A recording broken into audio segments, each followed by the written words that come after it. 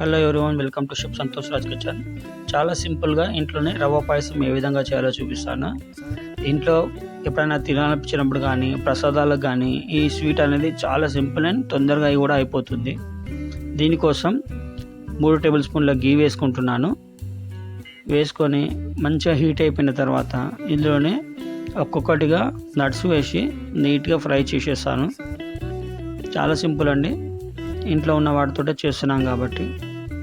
Cash nuts ఎందుకైనా మంచిది, కొద్దిగా ముందుగా వేయండి. దాని తర్వాత మిగతా నట్స్ వేసుకుంటే కూడా చాలా మంచిది. ఈ విధంగా నట్స్ వేసుకొని అన్ని సైడ్లు రోస్ట్ అయ్యే విధంగా రోస్ట్ చేసుకోవాలి. ఈ విధంగా వేసుకున్న తర్వాత కొన్ని వాటర్ మిలన్ సీడ్స్ కూడా వేస్తున్నాను నేను. యాక్చువల్లీ వీటిని మిలన్ సీడ్స్ అంటారు. సో ఈ విధంగా స్వీట్స్ మంచి టేస్ట్ అవ్వాలంటే మంచిగా రోస్ట్ చేసుకోవాలి గీలో. ఈ విధంగా వేసుకున్న తర్వాత వీటిని తీసి ఒక ప్లేట్లో పక్కన పెట్టేసుకోండి. ఇక్కడ చూపిస్తున్న విధంగా.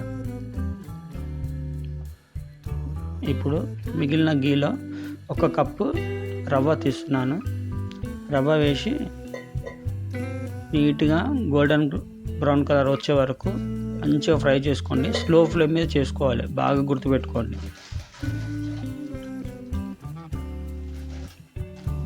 ఇప్పుడు ఇందులోనే ఒక 1/2 లీటర్ మిల్క్, ఖచ్చితంగా 1/2 లీటర్ మిల్క్ ఒక ప్యాకెట్ అనేది వేసేస్తున్నాను నేను. నార్మల్ మిల్క్ అయినా పర్వాలేదు, చిక్కగా ఉన్న మిల్క్ అయినా పర్వాలేదు, అదే టెట్రా ప్యాక్ అంటారు కదా, అదైనా పర్వాలేదు.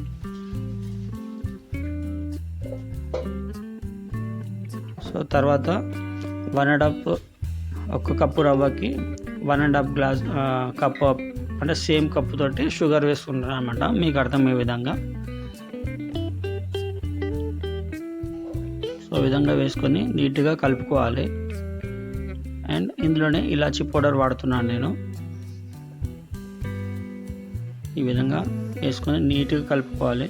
బెస్ట్ మీరు విస్క్ అనేది ఉంటుంది, అది యూజ్ చేస్తే బాగుంటుంది.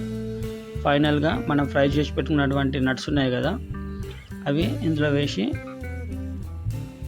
ఇలా కలిపేసుకుంటే సరిపోతుంది. చాలా సింపుల్ అండ్ ఈజీ. ఇంట్లో ట్రై చేయండి, ఖచ్చితంగా మీకు సెట్ అయిపోతుంది. ఇక్కడ చూసిన కన్సిస్టెన్సీ వచ్చే వరకు చేసుకోవాలన్నమాట. చూశారు కదా ఎలా వాటర్గా ఉందో, ఈ విధంగా ఉండాలి.